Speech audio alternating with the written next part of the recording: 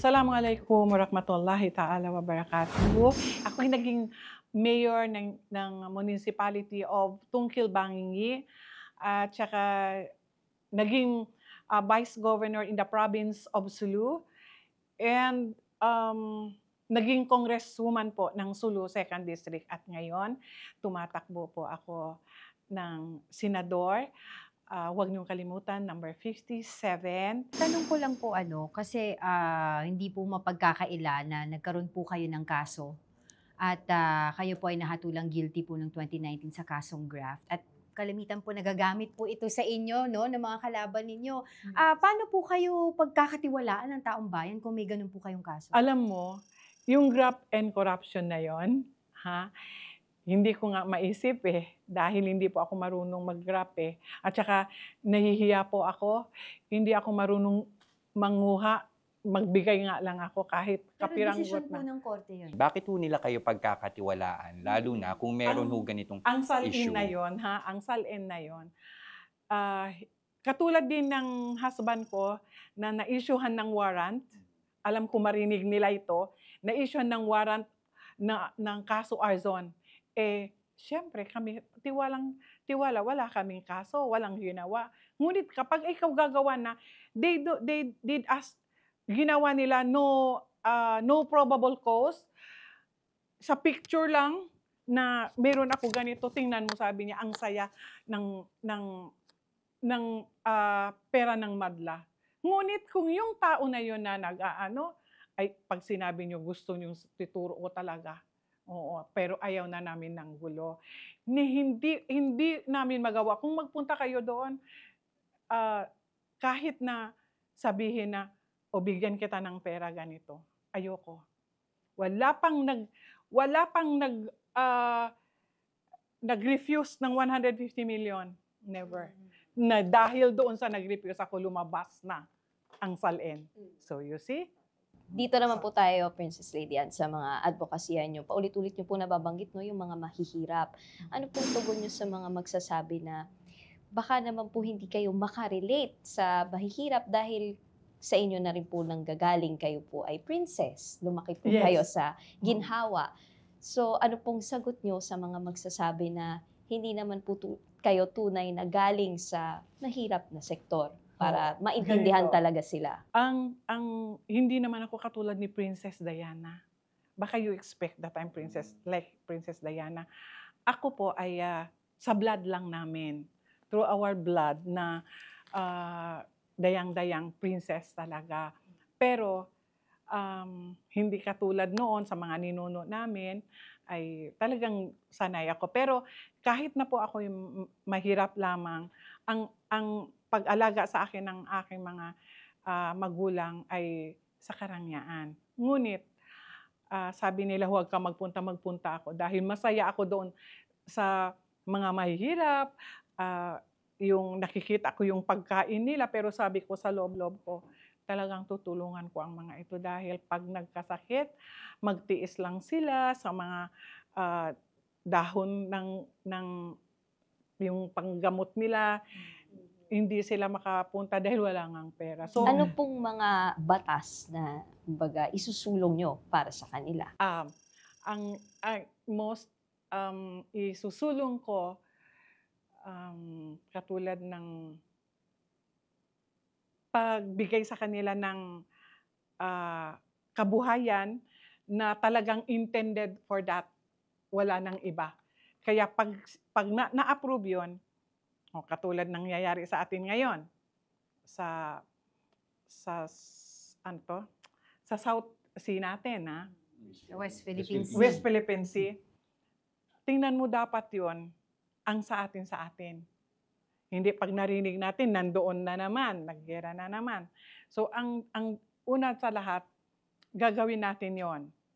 Pero mas unahin natin dito yung sa maliit. Pero dapat din nang sa ganun, dahil para yun sa atin, bakit ginaganon tayo? Kasi paano napabayaan natin. Ngunit kung mayroon isang duka, katulad ko, na mahirap ako sa pera pero mayaman ako sa puso. At kaya kong gawin, alam ko na kahit gawin ko yun pag hindi pa yung time ko, hindi pa ako mamamatay. Bilang So- isang Mindanaoan po, ano po ba yung inyong naramdaman doon po sa pagkakaaresto kay Pangulong Rodrigo Duterte at ngayon po nasa ICC Detention Center? Tama po ba? Meron bang paglabag sa soberanya ng Pilipinas? Parang ganun nga din. Ano po? paglabag po. Yes, meron din na labag, pero ganun pa man, sana ang pagsisisi ko lang talaga, bakit kasi hindi nag-ingat si Presidente? Ako nga, naiyak ako eh. Anong ibig niyo Nag-ingat. sabihin pag hindi nag-ingat si Presidente? Nung sinabi na huwag ka munang pumunta doon, kasi dahil lang sa isang pulis na Torre na yon, dapat yung mga kasama niya doon na since lumapit na lahat, kung hindi siyang pumunta dito muna, sana nag-ano siya sa ibang Kung di umuwi, ibig niyo po ba okay, sabihin? kahit So, hindi ang siya gusto ninyo, ang solusyong nakikita niyo ay umiwas siya, magtago. Yeah. Para pag-usapan. Pero binaliwala lang niya kasi alam niya wala siyang kasalanan. Samantalang maraming na nagsasabi na yung mga victim, yung mga pamilya na nagsasabi, ako pinatay ang anak ko ganito, ganyan, na hindi naman natin alam, kaya naman yung pinatay dahil may kasalanan. Do you believe that there were extrajudicial killings during the time? Hindi. Wala. Kasi hindi ko nakita kaya I don't believe.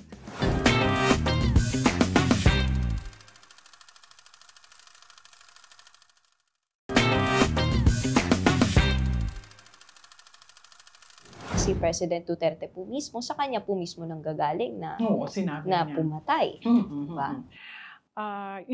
Yung sinabi niya na siya ang pumatay para bigyan na ng leksyon ang mga tao.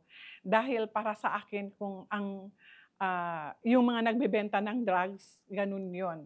Yung mga ayaw niya na mas dumami pang magbenta ng drugs. Tingnan mo, di ba, nawala yung mga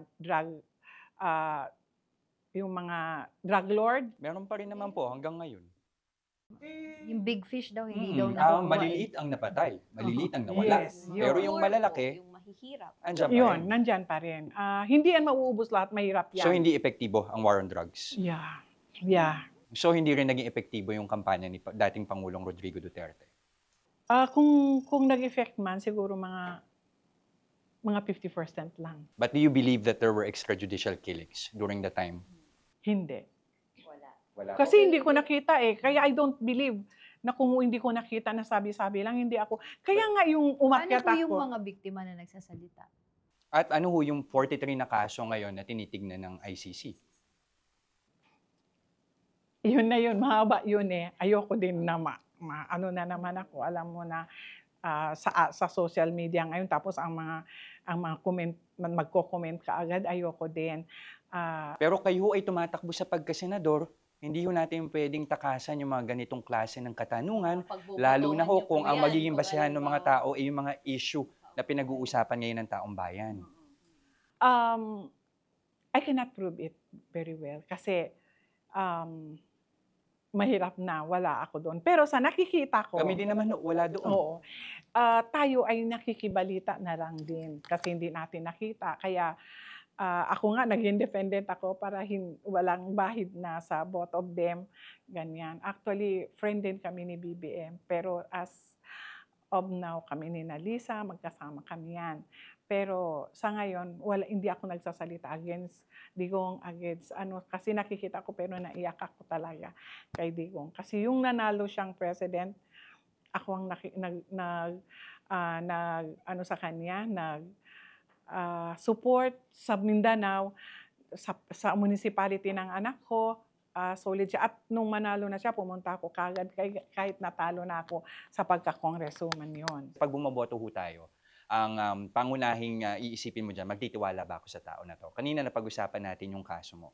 Pero ngayon, meron pa ho kayong ibang mga issue na I think dapat din sagutin. Halimbawa, nung tumakbo kayo sa pagkasenador noong 2022, hindi ho kayo, nasa listahan ho kayo na mga hindi agad nakapag-submit timely ng Statement of Contributions and Expenditures. Tapos minsan na rin ho kayong naparatangan ng aiding and abetting ng Abu Sayyaf. So parang Oo, paano yun ba yung natin sinabi mo. i-establish sa mga kapatid natin na katiwa-tiwala ho kayo para iboto na nararapat ho kayo? Bakit din po kayo nararapat na iluklok sa Senado?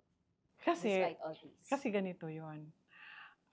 Doon ako sa katotohanan na hindi ko pong magawa yung mga paratang sa akin. Ginawa ko yung kabutihan. Ngunit, kung sa tingin natin na ayaw ako ng mga tao, lalo na doon sa mga mahihirap, gagawin ko ito sa mahirap. Kung magboto naman ang mga mahihirap kahit wala akong pera, ay ba'y mananalo ako. Ngayon, kung mananalo ako dahil sa tulong nila at siyempre higit sa lahat tulong ni Allah, sasamahan ko sila. Hindi ko sila pababayaan. Kaya nga ako nag-independent para walang bahid. Bot anuman party na yon, kahit ako lang mag-isa. Para kung anuman akong meron, yun lang okay na. Ngayon, pag sinabi niya hindi ako mapagkatiwalaan, nasa kanya hindi pa naman ako naging senador. Ang dapat nilang isipin ngayon, baguhin na nila. Ilagay naman nila ng isang babae na gumagawa ng kabutihan. Ganun talaga kapag ikaw ay bida. Maraming talagang gumagawa ng hindi maganda. Kaya dapat bigyan natin yan ng lesson. Yung mga haka-haka yan, hindi yan maganda eh. Nasabi nila mga marites, ganun. At lalo na yung mga lalaki ngayon, sobra ng pagkamarites. But anyway, bahala sila. Huwag tayong umasa sa presidente or vice president kung anong meron tayo. At kapag ako'y nanalo, kung anong meron ako, pagsasalu-saluhan namin. Luzon, Visayas, Mindanao, kung ano man yon, yan lang ang sa inyo. Next, katulad nung nag-vice governor ako, ang 25% development fund ko, every month, isang municipality. Every month, isang municipality. Hali kayo. Hindi ako nagbibigay sa mayor. Doon mismo ako sa civilian na mga barangay na karapat-dapat. Ano ang inyong purpose? Katulad nung naging mayor ako, naging effective wala akong kalaban. Alam mo kung bakit? Nagpaluwagan kami. Ang 14 barangay, 10,000 is 140 plus 10, 240. Ano ang purpose ninyo? Kasi magulo yun Magulo ang municipality na yon. Ngayon, nung makita nila, kasi para sa akin kung sabihin, hindi ka naman dyan, hindi ka naman taga din. Sabi ko, okay, thank you sige, mag-ano kayo dito Ito. Pero pag inulit pa ninyo, tingnan na lang ninyo. You see? Basta, ang gagawin natin mauna ay, pag manalo ako, puntahan ko sila. Ano ang kailangan ninyo? Ito, okay, kailangan. Kasi katulad nung naging vice governor ako, na napili ako as the best vice governor in ARM, pinadala ko sa Japan, nakita ko doon na I've learned the product of one municipality, one product. One product, one municipality. So yun ang gagawin ko. No competition. At nang sa ganon, kung ano silang meron dito, at lalo na yung mga marami akong nakilala na mga pwedeng papagkitaan ng ating mga mamamayang Pilipino, kailangan lang talaga may tagabantay. At kung meron man proyekto ibigay sa kanila, kailangan nakatutok ka talaga. I-check mo talaga yan. Thank you. Thank you, Princess. Salamat po. Good luck po.